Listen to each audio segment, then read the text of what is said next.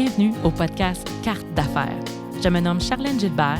Je suis photographe et mentor d'affaires pour femmes solopreneurs. Avec ce podcast, je désire mettre en lumière le parcours d'affaires inspirant de mes invités et offrir de précieux conseils avec mes épisodes solo. Merci, bonne écoute!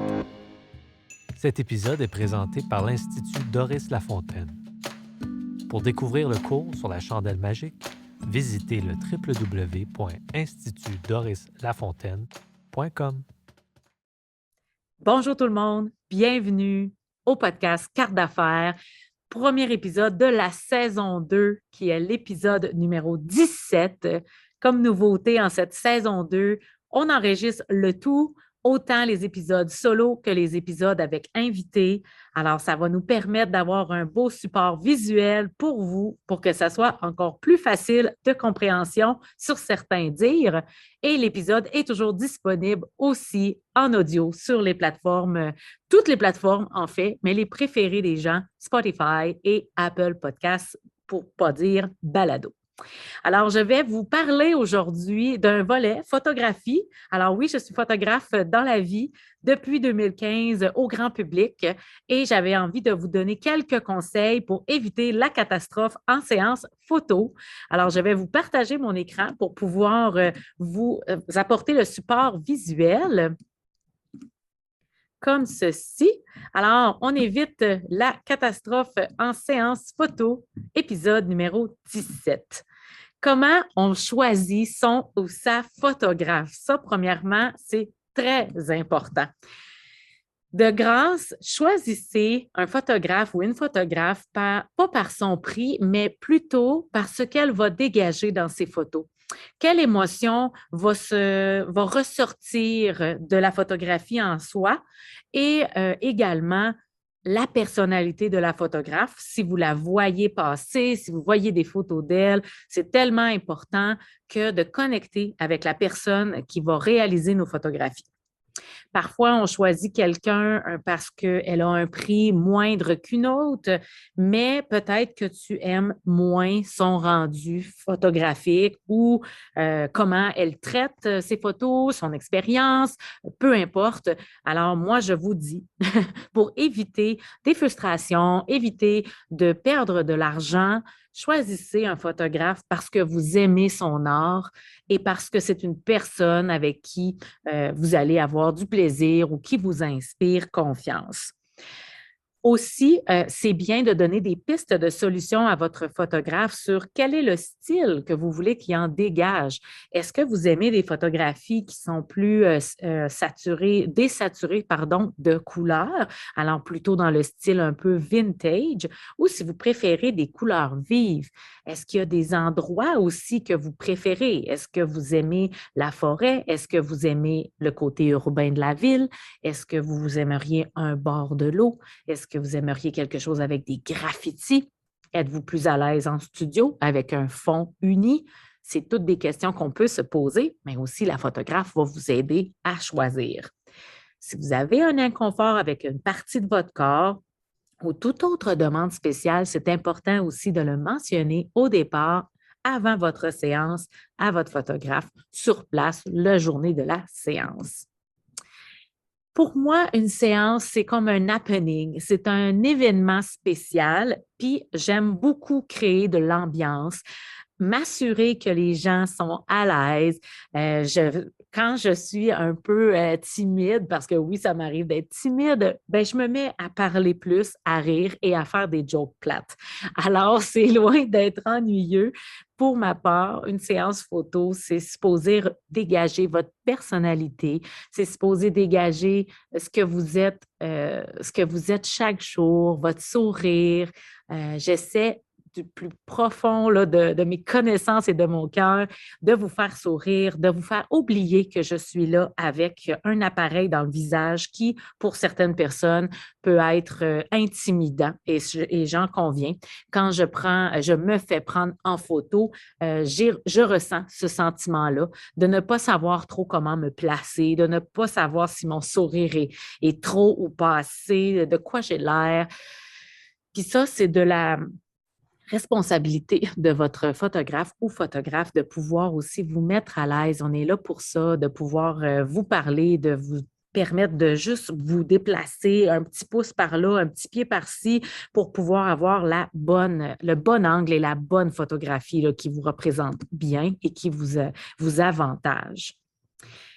Le soleil et la lumière, c'est vraiment le premier élément avec quoi la photographe travaille. Alors, ça peut arriver parfois qu'elle va vous mettre sur une heure. Bien, je vais parler à mon sens, à moi, là, je vais arrêter de parler en général, que je vais mettre votre rendez-vous sur des heures peut-être qui sont peut-être moins accommodantes pour vous, comme exemple sur l'heure du souper quand on est rendu un peu plus vers l'automne, parce qu'on désire avoir un soleil qui va redescendre, qui va être sur sa pente descendante du coucher, surtout quand c'est des endroits qui sont très dégagés comme la photo qu'on voit à l'écran. Alors, on a vraiment un champ, on a vraiment comme un pit de sable avec des arbres qui ne sont pas très hauts. Alors, le soleil, quand il est sur sa pente descendante, il va être vraiment très beau. Alors, il faut aller au plus tard possible. Au contraire, quand on est dans la forêt, où est-ce que c'est très dense, où est-ce qu'il y a beaucoup d'arbres, bien là, je vais pouvoir me permettre d'aller plus en après-midi si c'est un endroit qui est vraiment très, très sombre pour me permettre d'avoir des percées de soleil au travers les arbres. Alors, c'est un peu le pourquoi aussi que quand vous réservez une séance avec moi puis que je vous dis, bon, j'ai exemple, il me reste juste une place en PM ce samedi-là, la fin de la journée est déjà prise, il faut choisir un endroit qui est différent. Est-ce que ça soit studio, je me garde souvent cette plage horaire-là pour le studio, ou sinon, un endroit qui est un peu plus couvert, aussi, par chance, oui, par chance, si on a des nuages. Pensez pas que si c'est nuageux, que votre séance photo va être complètement là, pas ratée, mais il y en a beaucoup qui me disent: Oh non, il faisait beau hier, puis aujourd'hui, il fait des nuages. C'est mon meilleur ami pour moi, les nuages, parce que ça agit pareil comme un voile. Ça fait un gros softbox méga géant. Alors, le ciel entier se transpose en softbox qui apporte une douceur dans les photographies des plus magnifiques. Alors, il ne faut pas penser que les nuages vont nous donner un mauvais rendu, loin de là. Même les nuages qui veulent annoncer un peu de la pluie, ils sont beaux en photographie, ils sont présents, ils sont plus foncés. Alors, ça nous apporte vraiment quelque chose de beau. Par rapport à vos vêtements aussi, pour éviter d'autres catastrophes, moi, je ne dénature pas une personne du sens que si pour cette personne-là, porter une casquette, exemple, c'est un non, c'est primordial, puis tu ne peux pas l'enlever, je vais respecter le tout. On fait attention, par contre, à les chandails avec une marque à l'avant, comme exemple Nike, Puma, Reebok. Ça gâche un peu la photographie. Puis tout dépendant comment vous êtes placé, s'il y a une personne qui est collée contre vous, ça rend le travail, pour ma part, très difficile à enlever le logo et tout ça. Fait que pour garder des photos qui traversent le temps, faites attention à ce que vous portez.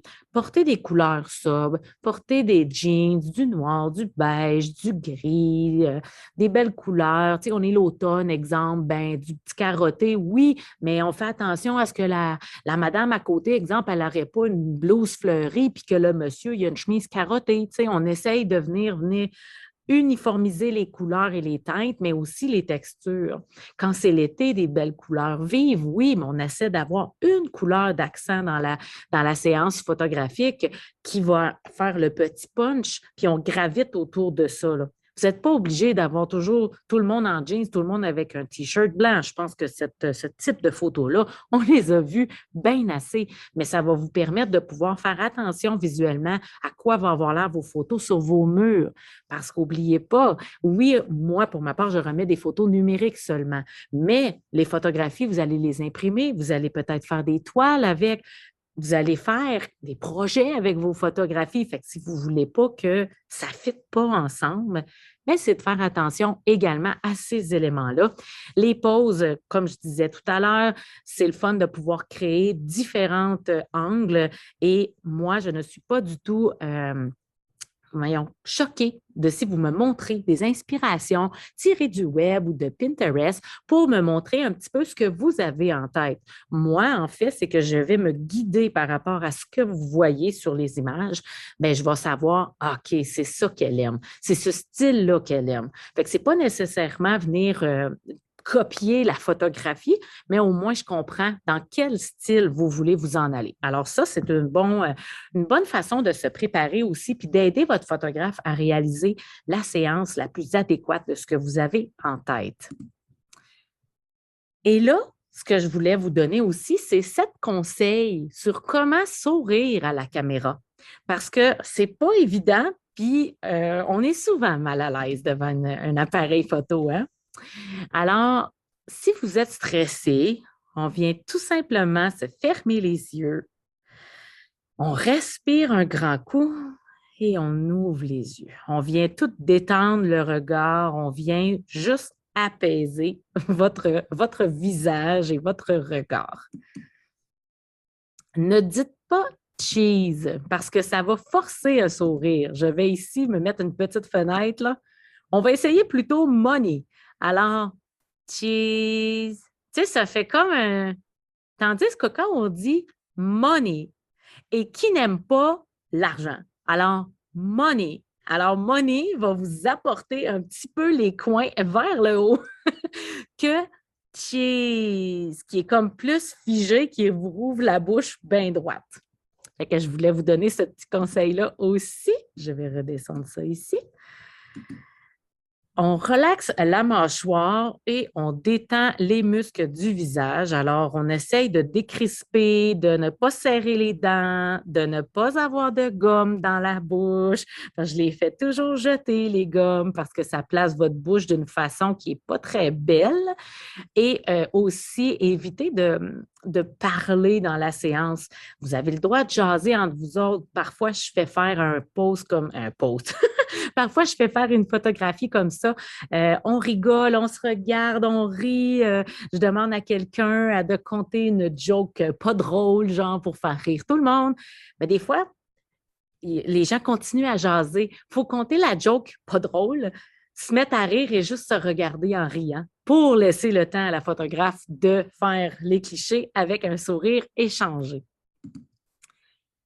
Pense à des choses qui te font du bien ou qui te font rigoler. Souvent, ça m'arrive de dire, regarde, là, ton chum, il est juste ici, là, dans le coin, il arrive avec un beau bouquet de fleurs ou des fois, la personne est célibataire, je vais dire, regarde, il y a un beau gars en arrière, tu es comme dans un bar, là, puis tu veux le courtiser. Là, ça dépend de la séance, on s'entend. Souvent, je vais dire cette phrase-là si on est en boudoir pour détendre un petit peu le visage, mais on peut penser à de la crème glacée, on peut penser à notre chien ou notre chat qu'on aime puis qui nous fait rire. Bien, c'est du coup, on met des images différentes, ça nous fait oublier le gros appareil photo qui est dans notre visage qui focus sur nous. Fait qu'on ne focus pas trop sur l'appareil photo. Alors, ce qu'on peut faire, c'est brasser les cheveux, juste avoir du fun, ou faire du bruit avec notre bouche, genre. Puis relaxer. Fait qu'on vient juste comme, est-ce qu'on peut se replacer? C'est des petits conseils, des petits trucs qui font juste comme, attends un peu, là, j'étais en train de me placer, puis j'étais en train de jammer. Cheese!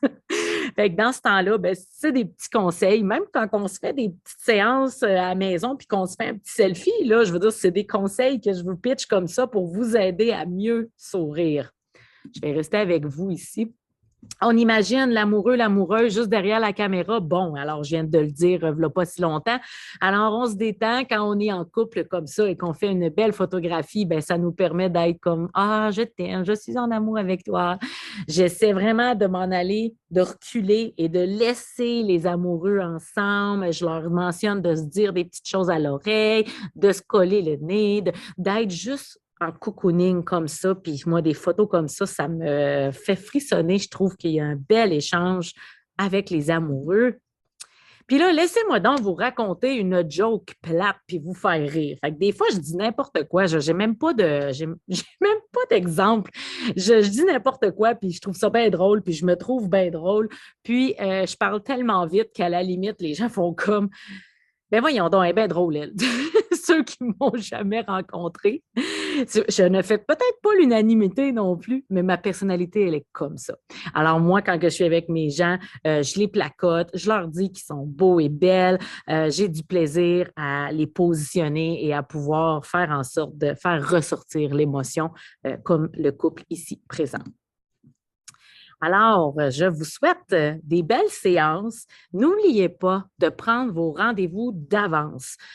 Ça aide énormément à ce que la photographe puisse répondre à votre demande et ne pas être obligé de vous dire un gros non avec tristesse parce que son horaire est pleine. Des séances photographiques, même si ça dure 1 heure, ça apporte quand même un lot de préparation, un lot de post-traitement et pour ma part, si je veux entrer dans mon délai de remise, je ne peux pas prendre 10 séances semaine, même s'il y en a qui diraient, ben là, c'est 10 heures de séance, c'est 3 puis 4 fois le temps en post-traitement, puis en gestion de messages et d'envoi et de triage et de tout ce que vous voulez. Alors, c'est un peu le fait que vous voyez qu'une infime partie dans votre séance par rapport au travail de la photographe. Alors, vous voyez tout simplement le temps qu'on passe ensemble, mais le avant, la préparation et le après, il y a énormément de travail. Alors, c'est pour ça je ne peux prendre, je vais arrêter de parler au on, là, je ne peux prendre plus que 5 à 6 clients par semaine.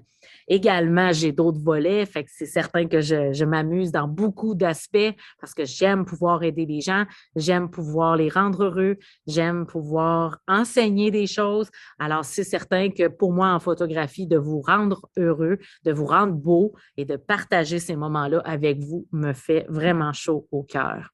Alors, pas plus long que ça, c'était vraiment un petit aperçu sur comment se préparer à une séance et comment bien sourire et au plaisir de pouvoir immortaliser des moments de vie. Alors, je vous souhaite là-dessus une belle fin de journée. Au prochain épisode!